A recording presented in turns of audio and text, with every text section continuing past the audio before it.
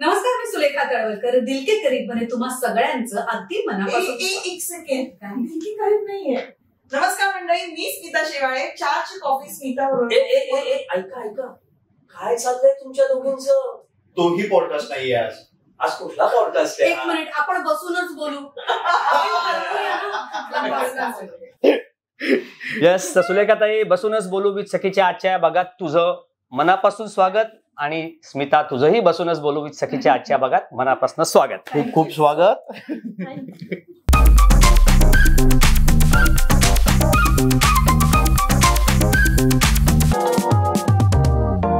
खरं तर ना, मी मगाशीच याला म्हटलं की आज ना आपण 4 वाजताचा दुपारचा, खरं माझा विचार असा होता की 4 वाजता दुपारी आपण पॉडकास्ट शूट करूया, म्हणजे 4ची कॉफी विथ दिल के करीब माणसांबरोबर. असं झालं असतं. 4ची कॉफी दिल के करीब माणसांबरोबर बसूनच बोलू. Yes good. सो जशा तुम्ही आमच्यासाठी दिल के करीब आहात, तसेच तुम्ही अजूनही कोणाच्या तरी दिल के करीब आहात, त्यांच्याकडनं काही आठवण भेटी त्यांनी तुम्हाला पाठवलेल्या आहेत, त्याचा कृपया आपण स्वीकार करा. येस. सुरुवात गिफ्ट्सने होते ते जरा बरं वाटत. ऍक्च्युली हिला बरं वाटत असेल. हो, भरपूर गिफ्ट देतात. येस. तर आपले पहिले पार्टनर्स आहेत HSB हॅपी सेंटेड बिगिनिंग. 52 वर्ष जुना परफ्युम्सचा ब्रँड आहे. 5 ठिकाणी ब्रँचेस आहेत. त्यांच्याकडनं ही एक सुगंधी भेट. Thank you HSB happy scented beginnings. Thank you so much. Thanks a lot. Thank you HSB. आपले दुसरे पार्टनर आहेत ऑरा एसेन्शियल. बॉडी आणि हेल्थ केअर मध्ये आहेत, पुण्याचे आहेत. त्यांच्याकडनं ही एक आठवण भेट. Aura essential body care. Thank you. बघू का? हो. वाव, कॅन्डल आहे मस्त सेंटेड. आणि काय आहे? बॉडी मिस्ट असेल. बॉडी मिस्ट आहे. नाईस. आणि शॉवर जेल वगैरे सॅडलवूड आणि बॅम्बू शॉवर जेल.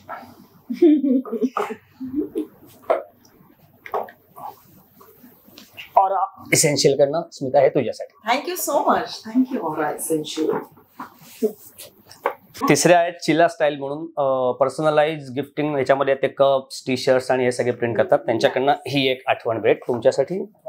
चिला स्टाईल. हे ऍक्च्युली दोघेही उघडून बघू शकतो. ऍक्च्युली हो. येस, अगदीच. येस. Thank you so much.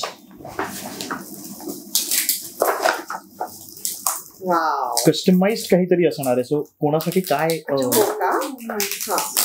मजा आहे. पण माहित नाही, आम्हालाही माहित नसतं काय आहे काय नाही. लवली. आधी बसू मग बोलू. आपली यादी सगळ्यात भारी.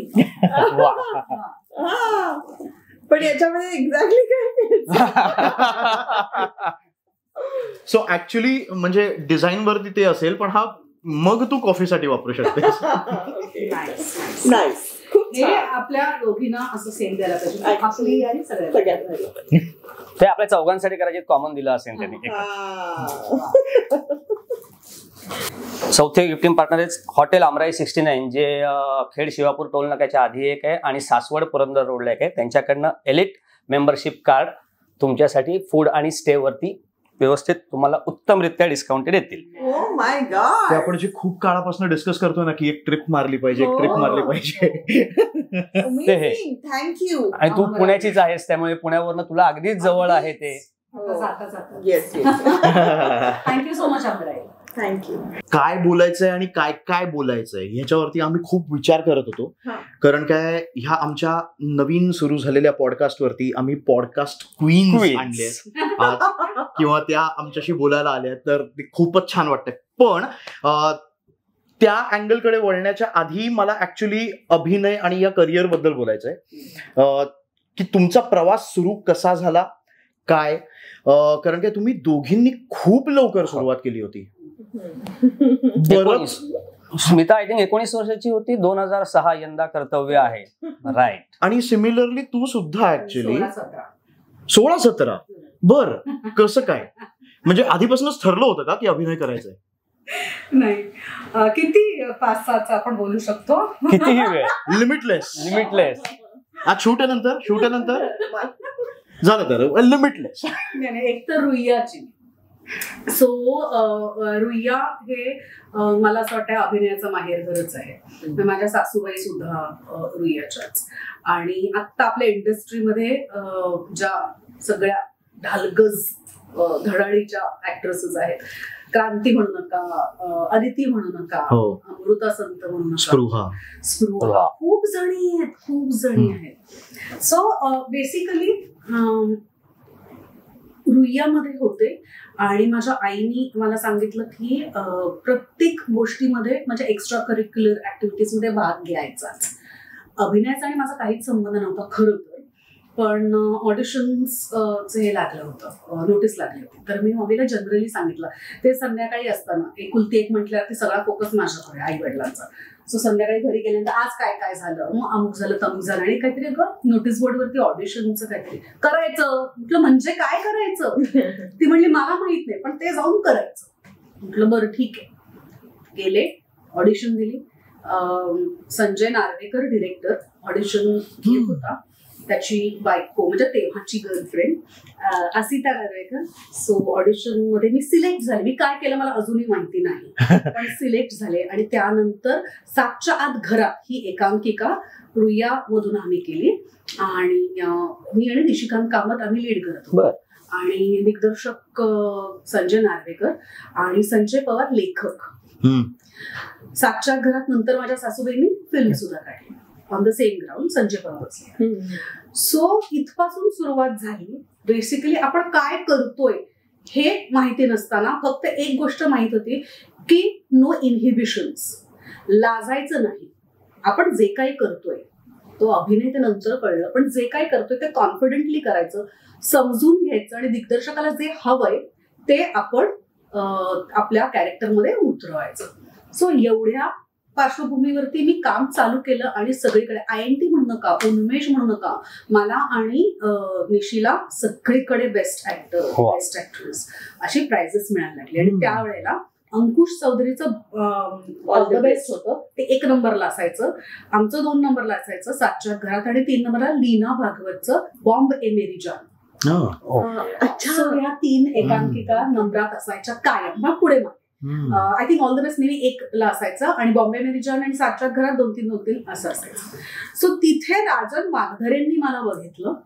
सो राजन वाघधरेंना मी काय करत होती माहित नाही असायचे, ते आवडलं. प्रॉब्ली कॉन्फिडन्स आवडला असेल, ज्या चुका करत होते त्या चुकांमधला कॉन्फिडन्स आवडला असेल. सो म्हणून त्यांनी मला भरपूर आधी म्हणजे सुरुवातीच्या काळातली ते अधिकारी ब्रदर्स मध्ये ते बरंचसं काम करायचे. सो अधिकारी ब्रदर्स मध्ये त्यांनी मला भरपूर कामं दिली. आणि मला असं वाटतंय की मी नेहमी माझ्या अकॅडमीच्या मुलांना सुद्धा सांगते की स्क्रिप्ट नसते ऑडियन्सच्या हातात, तेव्हा तुम्ही जे करताय ना, चुका केल्या तरी त्या कॉन्फिडेंटली करा. तो कॉन्फिडन्स फक्त दिसतो, जे मला असं वाटतं माझ्या बाबतीत खरं ठरलं. आणि त्यानंतर रांग लागली, पण तेव्हा हिंदी करायचं मी. आणि मग काय नाही रे, त्यानंतर एक मराठी फिल्म केली आई नावाची, महेश मांजरेकरांची, आणि तिथे आम्ही भेटला. मला खूप इंटरेस्टिंग वाटतं, कारण मला हे सगळं नाही माहितीये. मी याच्यावर कुठे कधी गप्पा मारल्या, त्यामुळे मला हिचा प्रवास सुरुवातीपासूनच माहिती नाही. मध्ये जे आम्ही मैत्रिणी झालो तिथपासून मला माहिती असं झालं. वाव.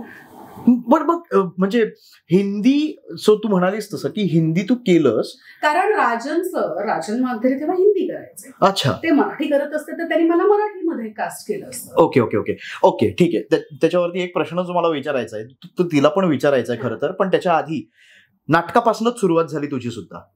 हो. आणि नाटक म्हणजे हो, आणि नाटक म्हणजे नाटकात काम करणं नव्हे, पण मग नाटक का होत नाहीये हे बंड पुकारण्यामध्ये. करेक्ट. हो यार, आपण असं म्हणू शकतो, असं म्हणायला हवं खरं तर, म्हणजे नाटकापासून सुरुवात झाली. हे काय मेकअप रूम मधल्या गप्पांवरून तुला कळलं का? नाही, तुम्ही माझं जरा आमचेही गुप्त हे लावलेले आहेत आम्ही तुमच्या मागे. पण काय म्हणजे जनरल नाटक बघायला गेलीयस आणि त्याच्यानंतर अचानक विचारलं जातं काम करणार का? आणि हो, पण मजा आहे. म्हणजे मलाही खूप गंमत वाटते. अजूनही आठवलं की मी नाटक बघायला गेले होते. माकडाच्या हाती चॅम्पियन जे आहे ना, ते आधी मारुतीच्या हाती चॅम्पियन होतं. आणि त्या प्रयोगाला काही संघटनेचे लोक वगैरे असं कोण कोण आले आणि त्यांनी सांगितलं हे नाटक बंद करा.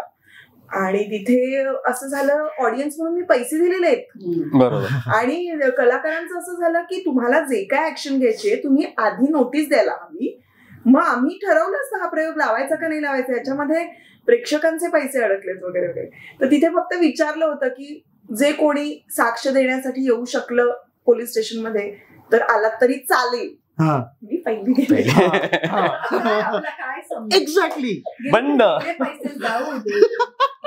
नाही असं कसं, मी प्रेक्षक आहे आणि मी बोलायला हवं असं मी गेले. आणि तिकडे शुभांगी होकरेंचं असं झालं, तू कोण, नाटकात काम करते नाही, तू सुदर्शन रंगाच्या कुठलं वर्कशॉप वगैरे नाही, मग तू काय झाली, तुम्ही म्हणालात ना साक्ष हवी म्हणून कुठल्या तरी प्रेक्षक, मी साक्ष द्यायला हवी. आणि मग तिथे मला विचारलं, शुभांगी दामलेंनी मला विचारलं ओके की तुला नाटक करण्यामध्ये इंटरेस्ट आहे का किंवा काम करायचं आहे का. तर मी तेव्हा पहिल्यांदा प्रायोगिक नाटक काय असतं हे बघायला गेले होते. मला सांगा की हा आवडेल मला करायला असं जनरल. आणि मग फोटोज असतील तुझे ते म्हटलं मी नाही काढलेत फोटो कधी असे. ते म्हणाले तुझे काय साधे असतील ते फोटो मी जेव्हा त्यांना दाखवले ते थक्क झाला, अगं असे नाही ग, असे फोटो नसतात. म्हटलं मग काय कसं आहे. मग त्यांनी सेकंड डेला मला फोन करून रसिका जोशीलाच भेटवलं.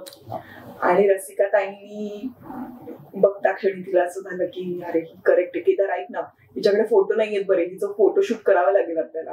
मग ते पोर्टफोलिओ करण्यासाठी अतुल शिंदेकडे मला पाठवलं.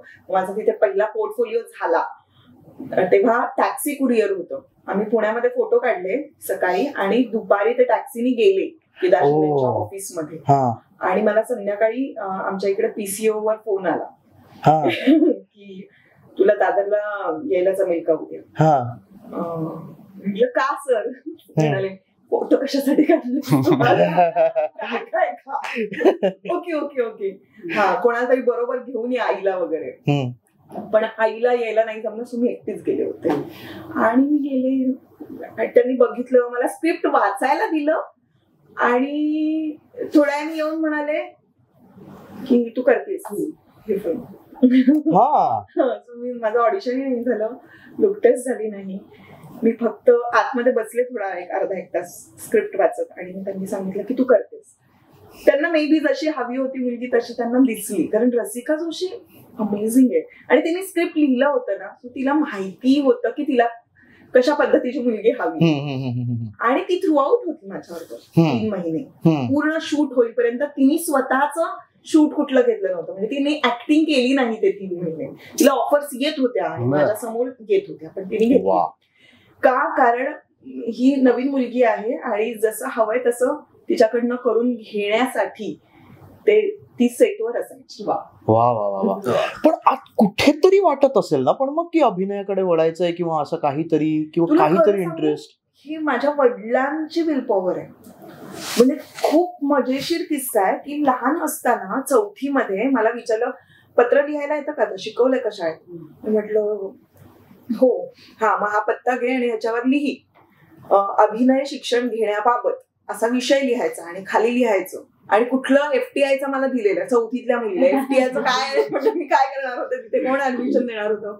पण कुठेतरी ते सबकॉन्शियस मध्ये घालत होते आणि त्यांची ती विल पॉवर होती असं मला खूप वाटतं. नंतर सुद्धा एक 9वीत वगैरे गेल्यानंतर त्यांनी प्रतीक्षा लोणकरचा कुठून तरी त्यांना पत्ता मिळाला होता. त्यावेळेला दामिनी फार फेमस होतं की तू हिला पत्र लिही आणि सांग की मला तुमच्याकडे अभिनय. आता त्या काय मला शिकवतील किंवा त्या अभिनेत्री आहेत त्या मला का शिकवतील अभिनय. पण माहिती नाही ते त्यांच्या परीनं त्यांना जे मध्येच कधीतरी असं वाटलं की ते मला असं सांगायचं. आणि मला काही असं करायचं नव्हतं. म्हणजे भरतनाट्यम शिकत होते. मला असं वाटत होतं की भरतनाट्यम डान्सर व्हावं, छान अकॅडमीज असाव्यात आपल्या, पर्यंत स्वप्न होतं माझं.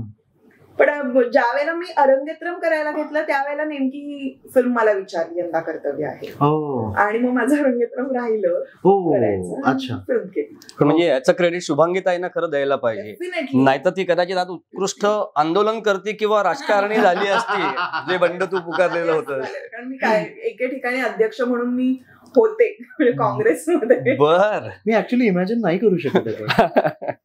हो, तुला माहिती मी माझ्या ते 2-3 वर्षच, कारण 11वी-12वी FY मग तर मी याच क्षेत्रात आले, पण त्या 3 वर्षात मी उद्योग केले. बर, का काहीतरी करायची एक उर्मी होती.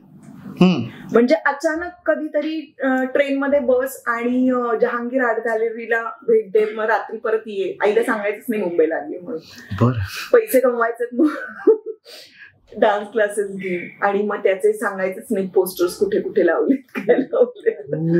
त्याच्यानंतर म्हणजे सगळ्यात सांगून टाकते आज, म्हणजे माझी स्वतःची पोल खोलतीये की पैसे कमवायचे किंवा काहीतरी करण्याची उर्मी.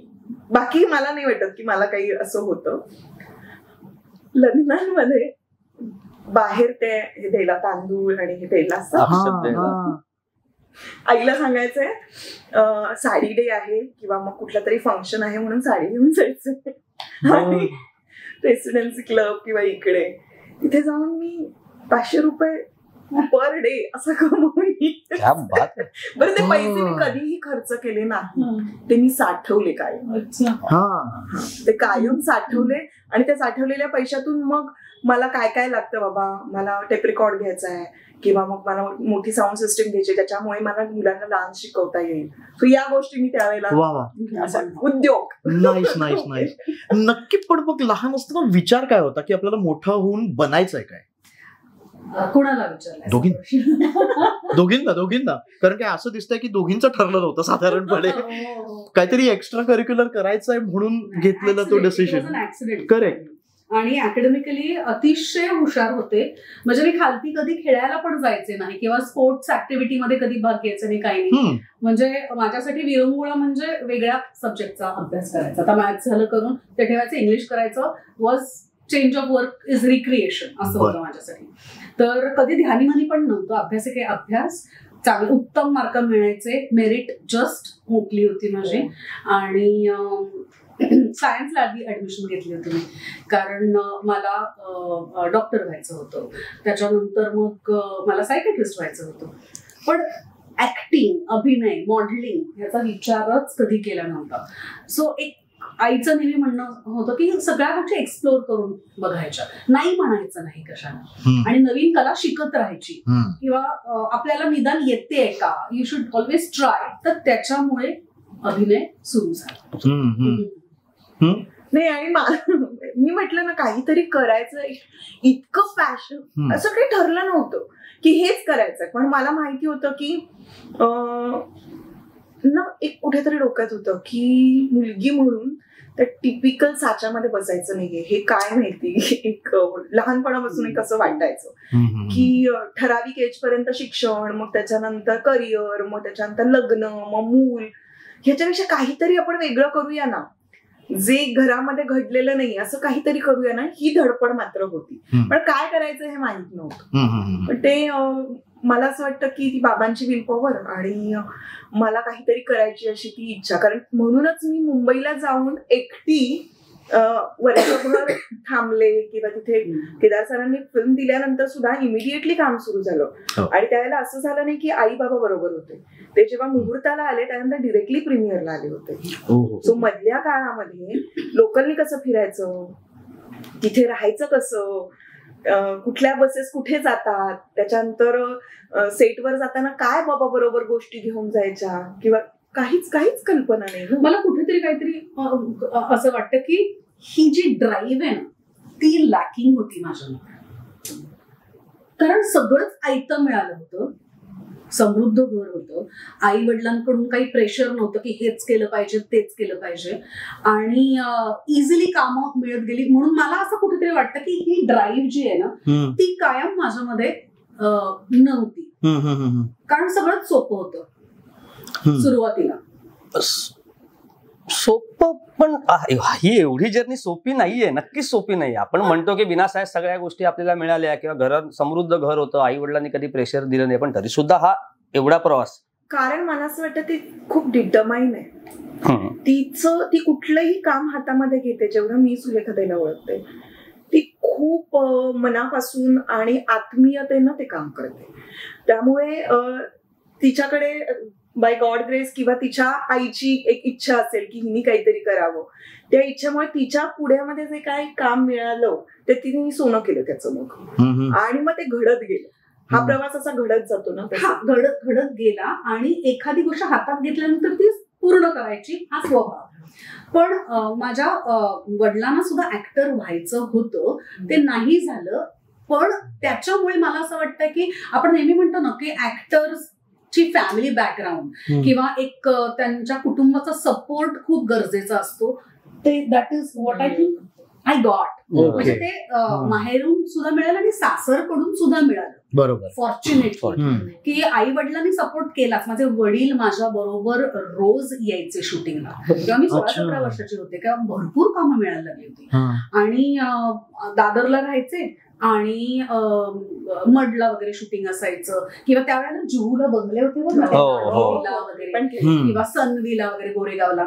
तर ते त्यावेळेला खूप लांब होतं. आता आपल्याला दादर आणि मड वगैरे फार वाटत नाही, 2 तास लागतातच. पण त्यावेळेला ते अरे बापरे. एकदा तर मला आठवतंय, मडला मी आणि डॅडी स्कूटर होती, तर स्कूटरवरती मी मागे बसायचे आणि तो सकाळी 8:30च्या कॉल टाइमला मला सोडायला निघायचा. आणि मडमध्ये चाललोय आणि काहीच दिसत नाही, माणूस पण नाही की हा पत्ता बरोबर आहे का विचारायला. म्हटलं डॅडी चल आपण मागे फिरूया, आपल्याला कोणीतरी उल्लू बनवलंय, काही शूटिंग बिटिंग नाहीये, आपण जाऊया परत घरी. आणि नशिबाने एक व्यक्ती दिसली, त्यांना पत्ता विचारला तर म्हणलं हा ये शूटिंग आगे चल रहा है. मग तिथे गेलो आम्ही घाबरत गेलो आणि त्याच्यानंतर मग बघितलं अच्छा तीच ती माणसं आहेत सगळी. तिथे शूटिंग केलं. डॅडी म्हणलं की नाही आतापासून मी तुझ्यावर थांबणार. तो बिचारा रोज सकाळी माझ्या बरोबर यायचा, कामं सोडून स्वतःची, रात्री पॅकअप झाल्यानंतर नंतर मग जेव्हा अधिकारी ब्रदर्स मध्ये काम करायला लागले, ते कुटुंब आहे अधिकारी ब्रदर्स. आणि तेव्हा मधुदादा वगैरे सगळेच जण होते, भारती यात्रेकर होत्या, शफी इनामदार, तेरी बिचूक नावाची सिरियल जी आम्ही 4 जण लीड मध्ये होतो. शफी इनामदार, भारती यात्रेकर, मी आणि हेमंत केवाणी जो ऑप्टिमिस्टिक्सचा आता क्रिएटिव्ह हेड आहे. ओके. सो आणि भरपूर जण, खूप मराठी लोक असतात अधिकारी ब्रदर्सच्या हिंदी सिरियलमध्ये. सो ते आपलेच वाटायचे मला सगळे. मग नंतर मग मी तिथे रुळले. मग डॅडीने बघितलं की अच्छा ठीक आहे आपली माणसं आहेत. मग तो सोडायला आणि पिकअप करायला. त्याच्यानंतर प्रीमियर पद्मिनी एक त्यांनी मला घेऊन दिली. आणि आता सोना तू ड्रायव्हिंग शिकायचंस आणि आता तू एकटी जायचंस. मग मी गाडीमध्ये, तो मागे बायको. अरे बापरे, एकुलती एक म्हणून इतकी कौतुक. आणि एक at one point of time ना मी रिबेलियस झालं की बास आता मी खूप प्रोटेक्टेड जीवन जगतीये. आणि कॉन्ट्रास्ट तळवलकर, मी इथे लग्न करून आले तर कसलंच रिस्ट्रिक्शन नाही, काहीच नाही. आणि मला त्याची सवय होती ना, कुठे गेलीस, काय गेलीस, किंवा किती वाजता येणार आहेस. इथे कसलंच रिस्ट्रिक्शन नव्हतं. इथे खूप फ्रीडम होतं आणि प्रत्येक जण इंडिपेंडेंट होता. जॉईंट फॅमिली होती, ते पण मला आवडायचं. कारण आम्ही 3 जण असताना ना बेल वाजली की आम्ही एकमेकांकडे बघायचं, आईला चौथं कोणीतरी आलं. आणि भरपूर मंडळी आम्ही सख्खेच. मी तुला सांगू त्यावेळेला 60-70, आता तर त्या लहान मुलांची लग्न झालेली आहेत, आता ते मोठे झालेत, लग्न. आता मला नातवंड सुद्धा आहे. सो आता आम्ही भेटलो तर मला असं वाटतं 100-150 लोक तर सहज. पण तळवलकरांकडे आल्यानंतर मग मम्मी डॅडीचे ते फोन कॉल्स, पोचलीस ना. मी म्हटलं की तुम्ही येऊन राहा, मग तुम्हाला एवढ्या चौकशी असतील तर. तू पोचलीस ना, तू निघालीस ना, तू जेवलीस ना. आणि तिथे प्रत्येकाने आपापलं सगळं करायचं. म्हटलं तर जॉईंट फॅमिली, पण म्हटलं तर फिअर्सली इंडिपेंडंट सगळेजण. मला त्याच विषयाकडे आता यायचं होतं. जसं मला की अधिकारी ब्रदर मध्ये अंबर सर भेटले तुला आणि तिकडनं पुढे हा सगळा प्रवास चालू झाला. अधिकारीमध्ये नाही, अधिकारी त्याच्याही खूप आधी. मग ती तळवलकर फॅमिली म्हणजे फिटनेस अकॅडमी मधलं त्यावेळेचं एक मोठं नाव, प्लस स्मिताताई तळवलकर, पायनियर्स असेस, आणि स्मिताताई तळवलकर. तर ही लिगसी आणि हे घर आणि या घरातलं एकंदरीत वातावरण याच्याबद्दल थोडं मलाही आणि आपल्या प्रेक्षकांनाही जाणून घ्यायला आवडेल. मी 4 वेळा आपल्या जिमची मेंबरशिप घेतली. दिसतोय फरक. Sorry, continue. काय मी पण घेतली पैसे परत मिळणार नाही. कंटिन्यू. असं म्हणतात ना, मीच माझ्या आयुष्याचा शिल्पकार वगैरे, तसं माझ्या आयुष्याची शिल्पकार मेधा मांजरेकर. कारण तिने माझ्यासाठी मुलगा बघितला, तिने मला सांगितलं नाही ह्याच मुलाशी लग्न करायचं, कारण तो तिचा लाडका होता, आणि तिने लग्न जुळवून दिलं, लावून दिलं माझं. सो जे काय श्रेय द्यायचं आहे मी, आणि जी काय तक्रार करायची अंबरनी, मेधामुळे सगळं झालं. सो बेसिकली आई नावाची फिल्म आम्ही करत होतो, मी आणि मेधा. आणि हिरोईन नाही म्हणता येणार, कारण हिरोईन नीना कुलकर्णी होती आणि दिलीप काका होता. पण तुमचा मेजर रोल होता, ओव्हरऑल फॅमिली मूवी होती. सो त्यावेळेला मेधा भेटली, आम्हाला दोघींना लव्ह ॲट फर्स्ट साईट झालं. आम्हाला एकमेकांना खूप आवडलो. आम्ही रूम शेअर केली. उमरगावला शूटिंग होतं तिथे, आणि आउटडोर म्हटल्यावरती ती फॅमिली होते. सो तसं झालं आणि तिला मी आवडले. ते सगळं झाल्यानंतर म्हणजे काय म्हणतात, ते स्केड्यूल झाल्यानंतर शूटिंगचं आमचं येणं जाणं चालू झालं. आणि तिने तिथेच मला सांगितलं, तिला मी पटकनच आवडले, आणि तिने मला सांगितलं माझे 4 दीर लग्नाचे आहेत. त्याच्यातल्या एका दीराशी तू लग्न करायचं. ऑप्शन नाही करायचं. बरं, 4 कुठले ते मला दाखवणार नाही, ती ठरवणार 4 मधल्या कुठल्या दीराशी लग्न करायचं. मग तिनेच ठरवलं की नाही हा नको, कारण हा खूप उंच आहे, तुझ्या हाईटचा, मग अंबर आहे, मग अमुक एक आहे, असं मी नावं नाही आता घे. तर सगळ्यात धाकटा जो होता त्याच्याशी तिने लग्न ठरवलं, तो आणि त्याच्यानंतर मग मुंबईला परत आलो उमरगाववरून. तर तिच्याकडे मग तिने मला, कारण मी नाही म्हणले होते ना की माझं वय पण नाहीये, मला अजून करिअर पण करायचंय, माझं काय म्हणजे अभ्यासाचं करिअरचं ते सगळं चालू, मी कॉलेजमध्येच होते त्यावेळेला. तर म्हटलं की आता मला काहीच नाही करायचं. तर मग ठीक आहे, हरकत नाही. म्हणून तिने, आणि त्यावेळेला अशी प्रथा होती तळवलकरांकडे की दर सॅटर्डेला सगळे कझन्स भेटायचे. दर सॅटर्डे अनेक वर्ष, अलीकडे ते बंद झाले फक्त. तर तिने सगळ्या कझन्सला बोलवलं, मला सुद्धा बोलवलं, आणि तेव्हा अंबरला पण बोलवलं. सो तिने मला वेगळं सांगितलं होतं की अंबरशी लग्न करायचंय म्हणून, तुझ्यासाठी मुलगा बघितला, आणि अंबरला सांगितलं तुझ्यासाठी मुलगी बघितलेली आहे, तिच्याशी लग्न करायचं. आणि मग अंबर आला, मी काहीतरी बेडरूम मध्ये करत होतो, आला, आणि त्यांनी म्हणजे त्याला डिस्क्राईब केलं तर असं करीन की एक असा अतिशय गोरा गोमटा सोनेरी केसांचा मुलगा बेडरूमच्या दरवाजात येतो, आणि मी हॅलो असं केलं. तर तो बघतो माझ्याकडे, ऍक्टर, तो ऍक्टर आहे, 1 नंबर. तो असा कोसळतो, पडतो. आणि म्हटलं काय झालं, काय झालं? मेधा वहिनी, मी लग्न करतो हिच्याशी.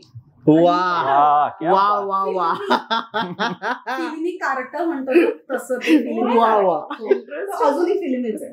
सो मग मेधावानी आली धावत. तर ती मला म्हणली, ती त्याला म्हणे आवडली ना, मला वाटलंच होतं म्हणून मी ठरवलं वगैरे. आणि मी त्या म्हणून थांबता, मला विचारलं पण ठीक आहे. 5 वर्ष लागली आम्हाला, आणि 5 वर्षानंतर आम्ही घरात कळवलं. मग तिने तासली दोघांची. पण स्मिताताई तुला ओळखायला लागलेल्या होत्या म्हणजे फोन करून सांगितलं दुसऱ्या दिवशी, मला मुलगी एक भेटली आहे, काल मेधावानीच्या पार्टीमध्ये भेटली, मी तिच्याशी लग्न करतोय. मग तिने फोनवरून फुल्ल्या फुल्ल्या फुल्ल्या फुल्ल्या फुल्ल्या थांबते. तेव्हा ती बॉस्टनला होती, कुठल्या तरी नाटकाचा दौरा गेला होता, बॉस्टनला होती. तर तेव्हा ती म्हणजे थांब जरा, मी आता जे काही घेतलंय ना तुझ्यासाठी इथे विकणार. आणि मग येऊन खूपच, ते मी नाही सांगू शकत आता. पण त्यानंतर 5 वर्षात शी वॉज राईट. माझ्या 16-17 वर्षाच्या मुलांनी मला जर का सांगितलं असतं आई मी लग्न करतोय, तर मी तर मारलं असतं.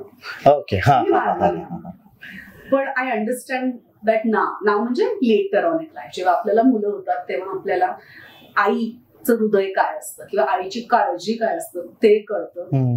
आणि पण 5 वर्षानंतर आमचं ग्रॅज्युएशन झाल्यानंतर शी वॉज ऑल फॉर इट. म्हणजे तुमचं लग्न झालं तेव्हा काय वय काय होतं तुमचं? 21-22 असेल. पण तेव्हा तू कामं पण करतच होते. पण त्यानंतर मला अंबरनी सांगितलं आता काम नाही करायचं. हो. हा, तर मग मला फोन यायचे ना कामाचे. मी सांगितलं लग्न ठरलं आता, सो आता मी काम करणार नाही. आणि हे खूप कौतुकाने सांगायचं. मग मी घरात पण बसले होते काही वर्ष. मग मला आणि मी रमायचे नाही. अंबरनी मला सांगितलं आता जिम बघायचं, जे सगळे करतात ते तू पण करायचं. सकाळी त्याच्याबरोबर जिमला जायचं, संध्याकाळी परत यायचंय. स्मिताताईंना ते जाणवलं की मी तिथे रमत नाही, मी 9 to 5 मध्ये रमत नाहीये. सो तिने एकदा बसवलं मला आणि अंबरला आणि तिने विचारलं अंबरला, झालं तुझं करून? ती रमत नाही तुला दिसतंय? तर त्याला काय दिसलं नव्हतं ते. ती म्हणली मी एक कलाकार आहे, मला कळतं, आता तिला काम करू देशील, तिला आपल्या होम प्रोडक्शन मध्ये काम करू दे. मग अवंतिकापासून सुरुवात केली. आणि मग सो पुन्हा एकदा मला म्हणजे अंबरनी नाहीतर काम करू दिलं नसतं. त्याला म्हणजे बायकोच हवी होती. म्हणजे किती वर्ष काम नव्हती करत मग तू? मी बरीच वर्ष काम नाही केलं. आणि पहिलं मूल 3 वर्षाचं ब्रेक, दुसरं मूल 2 वर्षाचा ब्रेक, स्मिताताईंचा आजार पण 3 वर्षाचा ब्रेक, असं केलं. पण मला असं वाटतं ते सगळं गरजेचं असतं. त्या वेळेला आपल्या माणसांना वेळ देणं खूप गरजेचं असतं. कारण त्यांच्या सगळ्यांच्या मुळे मला काम करता येतंय. आणि माझ्या सासूने काय मला सांगितलं होतं की बँकेमध्ये पैसे किती आहेत ह्याच्याकडे कधीच बघू नकोस, घराच्या बाहेर चपला किती आहेत ते कायम बघ. सो त्यांच्या हातचे दही वडे खाल्लेले. आणि स्मिता बसल्यामुळे ती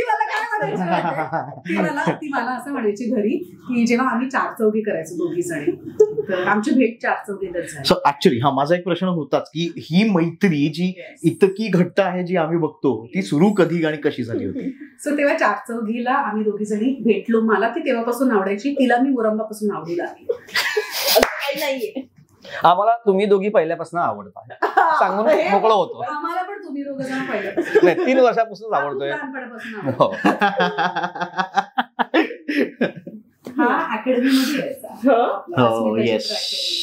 म्हणजे मी साधारणपणे या क्षेत्राकडे वळलोय त्याच्यामध्ये खूप मोठा हात हिचाच आहे. हो, कारण ते जे सर्टिफिकेट मी घेतलं होतं ना त्या दिवशी, मला हिच्या हातूनच ते सर्टिफिकेट मिळालं होतं. एक कोर्स कम्प्लीट केल्याचं. आणि तिथे मला कुठेतरी जरा असं झालं होतं की कर सकता हूं यार, नॉट बॅड यार. बाकी जे काय पथनाट्यामध्ये जे काय अवॉर्ड वगैरे मिळाले होते ते हे सर्टिफिकेट महत्वाचं होतं. कारण की 4 महिन्यांचा कोर्स केल्यानंतर जर कोणीतरी म्हणताय की तुझे परफॉर्मन्सेस बघितले चांगले होते, तर that is an encouragement. So त्याच्यामुळे सो तुम्ही 4 चौघी करत होता. सो 4 चौघी मधली स्मिता शेवाळे कुणाशी बोलायची नाही, कुणाला शिष्ट वाटेल एवढी बोलायची नाही. मी बरी, माझं काम बरं, मी वेळेत येणार, मी वेळेत जाणार. ओके, मी ऐकते. काही फालतूगिरी चालायची नाही, जोक्स कळायचे नाही म्हणून चालायचे. कळले असते तर चालले असते, पण कळायचेच नाही आम्हाला जोक्स. आता एवढे कळायचे. तर अशी ही मुलगी दिसायला अतिशय देखणी. तर मला खूप आवडली ही. आणि मी माझ्या मनाने हिला बेस्ट फ्रेंड ठरवलं. हिने नंतर काही खरं सांग, हो की नाही? का असं स्मिता पण का म्हणजे ताई बोलते म्हणजे काहीतरी तथ्य असणार त्याच्यामध्ये, नाही का रे? काही मुद्दा नाही. ठीक आहे.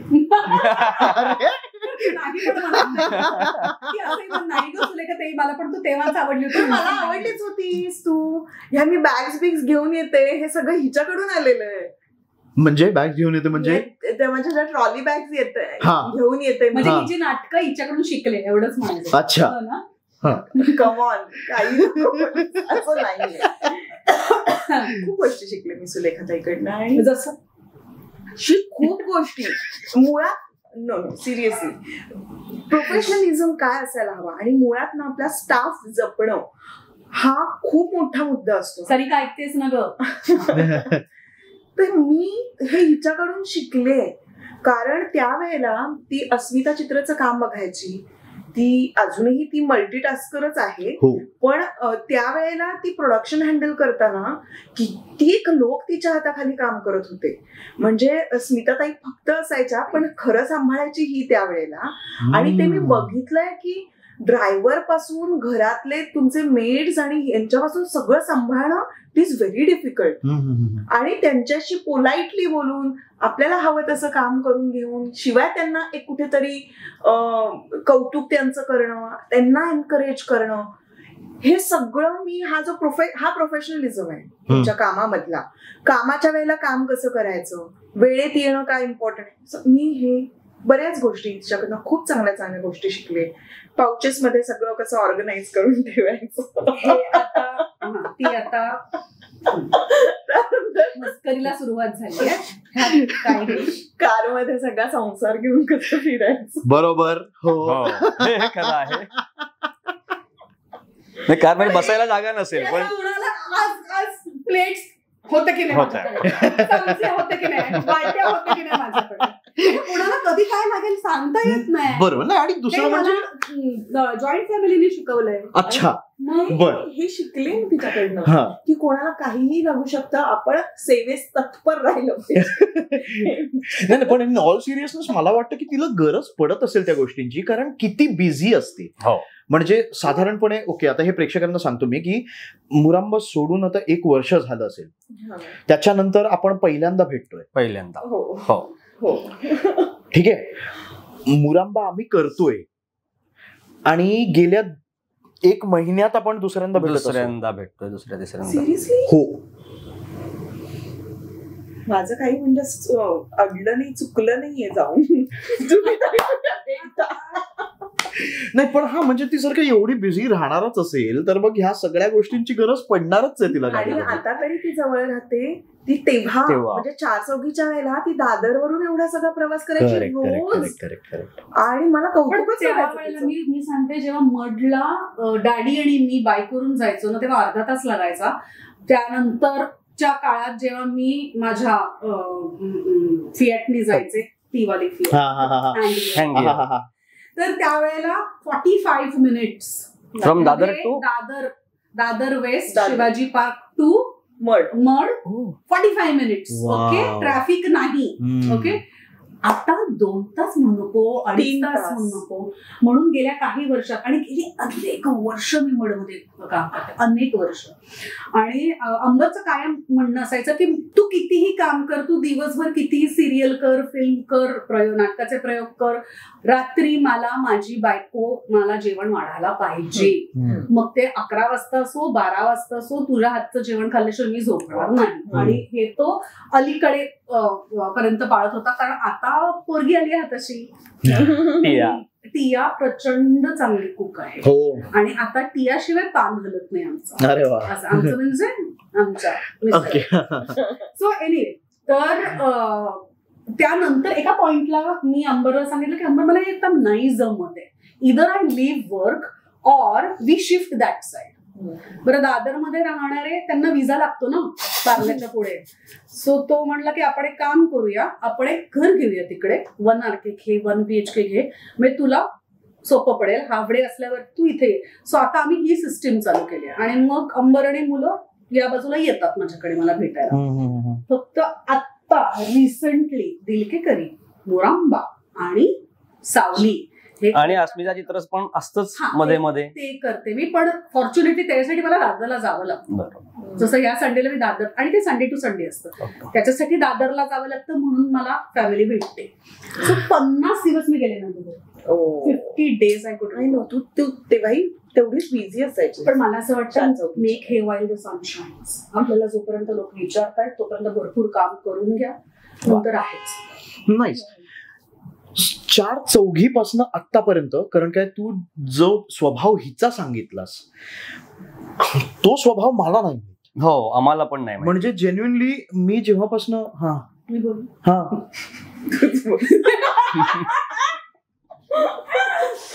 मुरांबा मध्ये आल्यानंतर पहिल्या दिवशी म्हणजे बरं, मी हिला फोन नाही केला, तिने मला फोन, सुलिकाताई तू करते मुरांबा, मी पण करते वगैरे. कुठली स्मिता असं झालं. त्यानंतर मी जेव्हा पाऊल ठेवलं तेव्हा आपल्याला दोघींना वेगळ्या वेगळ्या रूम्स मध्ये ठेवलं होतं. मी बघ काय केलंय आता, आणि रूम वरती आमच्या दोघींची नावं वगैरे. आपण मी बदलली आहे ना सुलेखाताई. 360 डिग्रीज बदलली होती इतक्या वर्षात ही मुलगी. आयुष्यानं खूप काही शिकवलं होतं आणि नंतर आता ती मला शिकवू लागली. But good change. I saw very good change. आणि आता पूर्वीची जी मी होते ना अशी तलवार काढलेली, आता ती तशी असते आणि मी आता अशी असते. नको नसतो, राहू दे नसतो, जाऊ दे नसतो, आपल्याला काय करायचंय जाऊ देत ना. हो ना, म्हणजे 3.5 वर्षात एकदा फक्त सुलेखाताईला मी चिडताना बघितले, एकदा. अदरवाईज मुरांबाच्या 3.5 वर्षाच्या याच्यामध्ये कधीही सुलेखाताई चिडलेली बघितलेली नाहीये मी. पण चिडलेली बघितली ती पण चांगलीच बघितली. ही अशी पण चिडू शकते. हा, म्हणजे मला असं वाटलं होतं की तू कॉन्फिडन्स तो एक्झ्युट करतेस, पण आतमध्ये कुठेतरी ते सतत एक सेल्फ डाऊट असतो ना की वागायचं पण हा ठीक आहे ना, हे असं बरोबर ना. हा एक स्वभाव मला सुलेखाताईचा वाटतो खरं तर. त्याच्यामुळे मला असं नव्हतं वाटलं की तू आता तशी शांत झाली आहेस किंवा असं काही. कॉन्फिडन्स तो अजूनही दिसतो, पण कुठेतरी सेल्फ डाऊट असतो नेहमी, असं वाटतं मला. किंवा सतत एक सेकंड गेसिंग असतं ना आपण म्हणतो. त्याच्यापेक्षा मी तुला सांगते की I have change myself 360 degrees. आता ते एक्सपिरियन्समुळे म्हण किंवा ते वयामुळे म्हण, मला पटकन चिडणं, पटकन रागवणं, पटकन प्रेम करणं, पटकन द्वेष करणं, काही पटकन करणंचे काय म्हणतात कॉन्सिक्वेन्सेस, दुष्परिणाम हे माहितीये. म्हणून I take time. Okay, I take time to do everything. Okay, मला तू आवडलास तरी मी तुला 1 वर्षानंतर सांगेन तू चांगला मुलगा आहेस, मला तू आवडतोस आणि या या या या. नाहीतर आधी मी खूपच पटकन ट्रस्ट पण करायचे किंवा डिस्ट्रस्ट पण पटकन करायचं. सो आता I take a lot of time to do all that. म्हणून कदाचित तुम्हाला असं वाटत असेल. I don't no. 360 डिग्री दोघी बदलले. कसं काय, कशामुळे, काय काय झालं? एक्सपिरियन्सेस,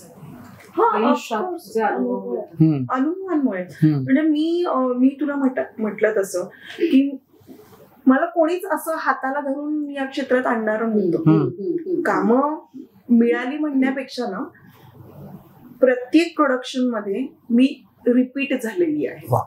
सो मला असं वाटतं की मी जे 14 वर्ष काम केलं, सलग टेलिव्हिजन केलं, मी एकही वर्ष असं नाही झालं की मी, किंवा काही महिने असं झालं नाही की मी सिरियल नाही करत आहे. हे रिपिटेटिव्हली काम करण्याचं कारण असं की कुठेतरी त्यांना खात्री वाटत होती की ही मुलगी आपल्या प्रोडक्शन हाऊसमध्ये परत आपण हिला रिपीट करूया आणि हिला काम देऊया. सो अशा पद्धतीनं ते मी काम करत गेल्यामुळे एक रिस्पॉन्सिबिलिटी कायम होती. तो रिस्पॉन्सिबिलिटी मुळे ना तो समजूतदारपणा आला होता की आईला मी कुठलीही तक्रार सांगितलं की आई मला म्हणायची, स्पष्टपणे सांगायची, झेपत असेल तेवढं कर, नाही तर निघून. ओके, हा, हे ती म्हणाल्यामुळे मला ना कायम असं वाटायचं की मी जर का तक्रार सांगितली तर मला बॅग पॅक करावी लागेल आणि मला घरी जावं लागेल आणि मला नाही जायचंय घरी. आणि ह्या व्यतिरिक्त मला काय येतं आता, तर मला काही नाहीये. हे मला खूप वर्ष, म्हणजे कबीर होईपर्यंत माझं असं होतं की मला ऍक्टिंग सोडून मला दुसरं काय येतं. कारण मी तर कॉलेजमध्ये असताना ऍक्टिंग सुरू केलं, मला डायरेक्ट कमर्शियल काम नाही. तुला कळलं? हे मला नंतर कळलं, मी शोधून काढलं रादर ते, पण मला हे नंतर कळलं की, किंवा मी म्हणाले तसं मी जो विचार करेल ते तिला येतं. ती ज्याचा विचार करेल ते ती करू शकते, ते घडवून आणू शकते. आधी कदाचित तो कॉन्फिडन्स नव्हता, आता खूप छान अनुभवानी झाला. आणि तो समजूतदारपणा मी त्यावेळेला दाखवला ना की, किंवा काही वेळेला ना आपल्याला अशा विरुद्ध परिस्थिती खूप फायदेशीर ठरतात. म्हणजे माझ्या घरातली जी परिस्थिती होती की बाबांचं स्वप्न होतं पण बाबा खरोखर येऊ शकत नव्हते, कारण त्यांच्याकडे त्यांच्या मागे खूप गोष्टी होत्या, त्यामुळे ते माझ्यासाठी येणं पॉसिबल नव्हतं. किंवा आईचं असं होतं की करायचे तर कर, नाही तर नको करूस, मला काही म्हणजे फार काही नाही, तिला इंटरेस्टच नाहीये या क्षेत्रामध्ये, अजूनही तिला फार इंटरेस्ट नाहीये, त्यामुळे तिला तसं काही तेवढं वाटायचं नाही. पण मग असं व्हायचं की मग मी हे नाही केलं तर मी काय करणार, आणि जसं की आधीपासून काहीतरी करायची कुर्मी, त्यामुळे हे नाही केलं मी दुसरं काय करू.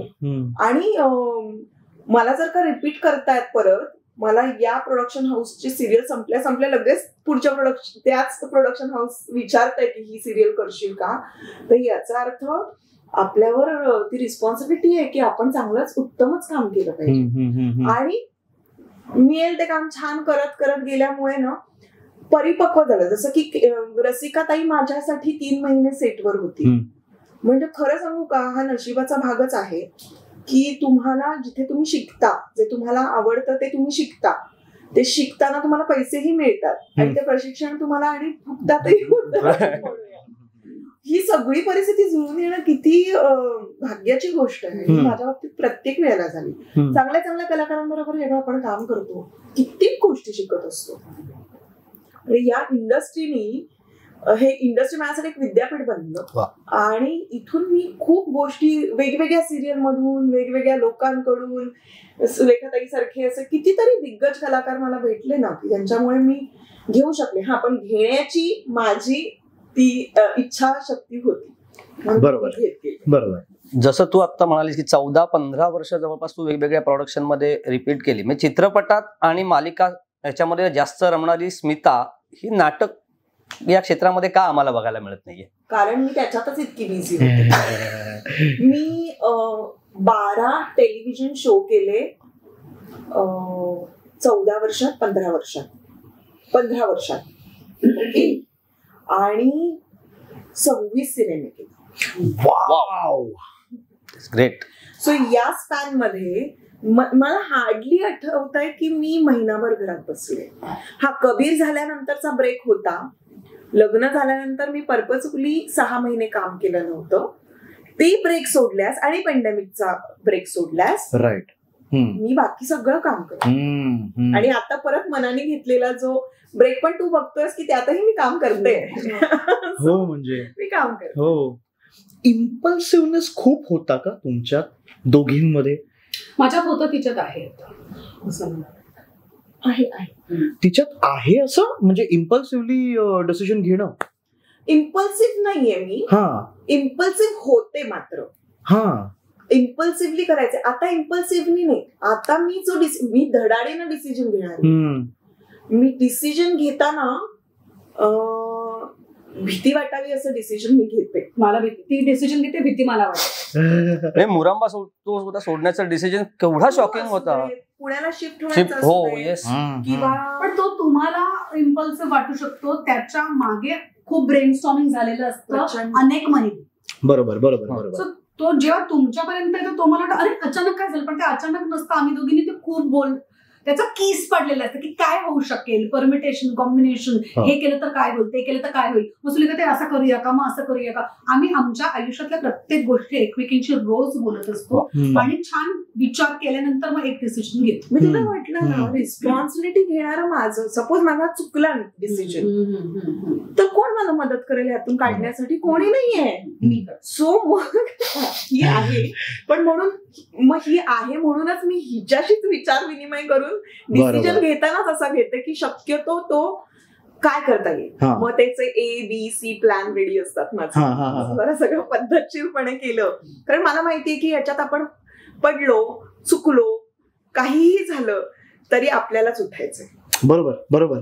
मग जर आपल्याला सगळं करायचं आहे तर शक्यतो कमी पडूया. डिसिजन घ्यायचेच आहेत तर असे घेऊया की ज्यामुळे इतरांना त्रास होणार नाही, सतत आपण रडणार नाही. आणि ना, एक गोष्ट मात्र मी काही वर्षांमध्ये शिकले, ती खूप महत्वाची गोष्ट शिकले मी. मला माहिती नाही ती कशी काय आली माझ्यामध्ये, पण कायम मी जिथे कुठे जाईन, मी लोकांना दिसेन, माझ्या आजूबाजूचा जो वावर असेल, त्या लोकांना ना माझ्याबरोबर अनकम्फर्टेबल कधी वाटतं कामा नये. त्यांना असं कुठेतरी वॉर्मथ फिलिंग मिळायला हवी असं मला वाटतं. आणि ते फिलिंग देण्यासाठी ना मी कायम खूप पॉझिटिव्ह आणि खूप जास्त काय म्हणूया आपण, एक ओव्हरऑल कॉन्फिडंट, आशावादी मी असणं फार गरजेचं आहे. ऑप्टिमिस्टिक असणं फार गरजेचं आहे. कुठलंही डिसिजन काही असू दे. का वाटलं असं? हे बघ, इतक्या वर्षामध्ये घडामोडी खूप घडल्या आयुष्यात, पर्सनल लाईफ मध्ये खूप घडामोडी.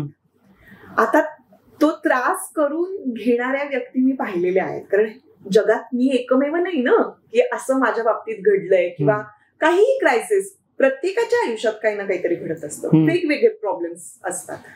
मग ते आपण तेच धरून ठेवायचं की चांगल्या गोष्टी पण धरून ठेवायच्या.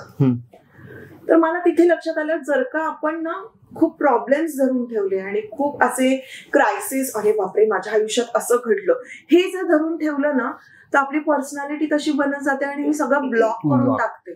मी काहीच ओपन ठेवत नाही. मग मला रिसिव्हिंग मोड मध्ये राहायचं आहे आणि मग ते फिल्टर करून माझ्यापर्यंत येतं, चांगलं वाईट जे काय असेल ते फिल्टर करून माझ्यापर्यंत येतं. पण त्या रिसिव्हिंग मोड मध्ये राहण्यासाठी मला कायम खूप पॉझिटिव्ह आणि छान प्लीझंट राहिलं पाहिजे. आणि ते राहण्यासाठी मी खुश राहणं खूप गरजेचं आहे. कुठलंच आयुष्य असं नाहीये की ज्याच्यामध्ये 100% निगेटिव्ह गोष्टी येतात किंवा वाईट गोष्टी येतात. काही प्रमाणात वाईट गोष्टी असतात, काही प्रमाणात चांगल्या गोष्टी पण असतात ना. फोकस तिथे केला, एनर्जी तिथे लावली तर ते जास्त मल्टिप्लाय होणार आहे. आणि तसं नाही केलं तर आपण काहीही करत नाही, आपला ऑरा खराब करून घेतो, आपण आपली एनर्जी खराब करून घेतो आणि ती आपण जी पास ऑन करत असतो इतरांना तीही खराब करतो. सतत तक्रार करणं, सतत वाईट बोलणं, सतत निगेटिव्ह विचार करणं, सतत आता मी काय करू असं करत आहे. मला असं वाटतं की हा माझा लुकआउट आहे, तो मी घरी सॉल्व्ह करते आणि मग मी येते. सोशली मी अशी येते ना की जिथे मी माझं सॉर्ट आउट करते, मग त्याच्यासाठी मी 10 लोकांची हेल्प घेईन, पण माझं मी सॉर्ट आउट करून मग मी आले पाहिजे समोर. ओके. हा, म्हणजे कारण काय प्रॉब्लेम्स हे असतातच, असतीलच, प्रत्येकाला असतात. करेक्ट. पण फक्त एवढंच आहे की त्याचं सतत ते डोक्यामध्ये ठेवून आपण वागलो नाही पाहिजे इतरांना. त्याला किती इम्पॉर्टन्स द्यायचं आणि त्याची ग्रॅव्हिटी किती ठेवायची हे आपल्यावर. खूप भयंकर गोष्टी आजूबाजूला घडतात, आपल्याला कल्पनाही नाहीये. अशा आयुष्यात भयंकर गोष्टी घडतात. वी आर ब्लेस्ड की आपल्याला छान आरोग्य मिळालंय, आपल्याकडे छान कमवलेल्या 4 गोष्टी आहेत, नाव म्हणा, पैसा म्हणा, आपल्याला छान मूल आहे. हे किती अमेझिंग आहे सगळं. हा, तेच. कारण मला ते मैत्रीबद्दल ते विचारायचं होतं की हे कम्युनिकेशन मधनं आलं, हळूहळू उलगडत गेलं. कम्युनिकेशन बिकॉज ना, येस, म्हणजे इनफॅक्ट ही ग्रोथ. कारण एक खूप ना थिन लाईन आहे की आपण आपले प्रॉब्लेम्स हे ओके आहेत, हो जाएगा, आपण आत्ता जगू किंवा लेट्स एन्जॉय दिस मोमेंट, ही एक. किंवा एक आव आणणं की खरं तर मला प्रॉब्लेम बद्दल बोलणं गरजेचं आहे कुठेतरी, पण नाही, pretend as if it doesn't matter. ही एक थिन लाईन आहे कुठेतरी ह्या दोन्हीच्या मध्ये. किंवा ह्याचीच एक दुसरी बाजू अशी आहे की एका पॉइंटला कुठेतरी आपण प्रॉब्लेम बद्दल बोलायचं, सो दॅट आपलं मन पण हलकं होतं, आपल्याला एक ऍडवाइस पण मिळते आणि क्लिअर होतो आपण. पण कुठेतरी एक परत एक थिन लाईन आहे ज्याच्या पलीकडे असं आहे की we keep on sulking over the problem. आता मी एक साधारणपणे बघतो, म्हणजे जेव्हा मी कधी कधी माझ्या मित्रांशी बोलतो किंवा असं, खूप ना स्विचेस असतात. एक आयदर आपण प्रॉब्लेम बद्दल बोलतच राहायचंय की नाही मला काहीतरी हे ते, जोपर्यंत ना ऍज इफ एक मॅजिकल वॉन्ड फिरवला आणि तो प्रॉब्लेम गायब झाला, ही तरी सिच्युएशन होत नाही.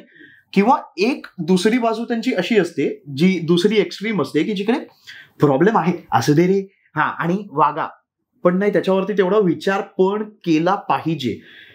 हा मोमेंट किंवा ही थिन लाईन ह्या दोन्हीच्या मधली, ही कधी सापडली नाही सापडली का, ती कशी सापडली? मला कळलं ना? कळलं. पण मला विचारशील तर ती सापडलीच पाहिजे असं काही अट्टहास नसावा. अच्छा. आपण माणूस आहोत, आपले मूड्स असतात, आपल्या आयुष्यात फेजेस असतात, आपल्याला वेगवेगळे एक्सपिरियन्सेस येत राहतात सातत्याने, आपण बदलत राहतो. माणूस म्हणून सुद्धा मी काल जी होते ती मी आज नाही किंवा मी उद्या तशीच राहणार नाहीये. मी इतर जास्त समृद्ध होईल किंवा मला असे काही एक्सपिरियन्सेस येतील ज्याने खचून जाईल. सो माझ्या लाईफमध्ये जसे फेजेस येतील तशी मी रिॲक्ट करणार आहे आणि हे आपण एक्सेप्ट करायला पाहिजे. Okay okay. सो एखादी situation, same situation 10 years back मी वेगळी हँडल करेन, आत्ता मी वेगळी हँडल करेन, पुढे मला माहित नाही मी कशी हँडल करेन. Okay okay. आणि मला which can be similar to 10 years ago. I don't know. आणि I am okay with not knowing that. हा, इट्स ॲब्सोल्युटली ऑल राईट. मी स्वतःला खूप कन्सेशन देते. मला I have a problem of not remembering things. म्हणजे मला असंही झालेलं आहे की मी अरे कसं आहेस तू, मग माझ्या मैत्रिणी तू बोलत नाही त्याच्याशी, तू विसरली. पण मला असं वाटतं गेलं माहिती मी किती विसराळू. मला असं वाटतं it's a bone. Okay okay okay okay. हा हा हा. जाऊ देत ना. देवाने मला एवढी बुद्धी दिलेली की मला चोख माझ्या लाईन्स आठवतात की मला सेकंड टेक द्यायला लागत नाही. मी जेव्हा रंगभूमीवर असते, थिएटरमध्ये असते, स्टेजवर असते, तेव्हा मी एकही वाक्य इकडचं तिकडे करत नाही. हे सोडल्यास मी काही करू शकतो. मला नाही आठवत. आता काल जर का तुम्ही मला काहीतरी खूप भांडलं असाल तर मला आज आठवत नाही कशामुळे भांडलं, तर काहीतरी झालं होतं ना आपलं. ब्लेस्ड गोष्ट. ब्लेस्ड. मला आधी मला त्रास व्हायचा याचा, पण आता मला असं वाटतं जाऊ दे ना, आपल्याला काय करायचंय, आपण पुढे जात राहायचं. जे काय झालं, सी पास्ट ना, past has no control over us. Present is a gift. Present gift. आणि फ्युचर आपण नाही बघितले तर वाय वरी. जे काही इम्पॉर्टंट आहे ते प्रेझेंट. आणि प्रेझेंटमध्ये आपण जितकं चांगलं वागत राहू, जितकं चांगल्या मेमरीज क्रिएट करत राहू, आपल्याला आपलं फ्युचर तेवढं चांगलं होत राहतं. सो तुम्ही तुमचं present, past has no power, powerless आहे, ते काहीच नाही होत त्याचं, ते झालंय, संपलंय, गेलंय. प्रेझेंटमध्ये मी जेवढी छान वागेन, छान माणसं गोळा करेन, छान अनुभव गोळा करेन, त्यांनी माझं फ्युचर बनणार आहे. So only concentrate on the present, असं मला वाटतं. येस सुलेखाताई, मला ह्या विषयाला अनुसरून तुझ्याशी थोडं बोलायचंय, पण तत्पूर्वी ना आपण एक छोटीशी विश्रांती घेऊया. मित्रांनो, इथे घेतोय आपण एक छोटासा ब्रेक. पाहायला विसरू नका बसूनच बोलू विथ सखी. एका टोलचं पॉवर ऑफ नाव वाचा. एकतर ना आपण खूप पुढचं ठरवू नाही शकत. प्रेझेंट मध्ये राहायचं असेल ना तर तुम्ही खूप प्लॅनिंग करून उपयोग नसतात. मला सगळं उपभोगायचंय एका आयुष्यात, असं मला की युट्यूबर हे ऑल टुगेदर एक प्रोफेशन आहे.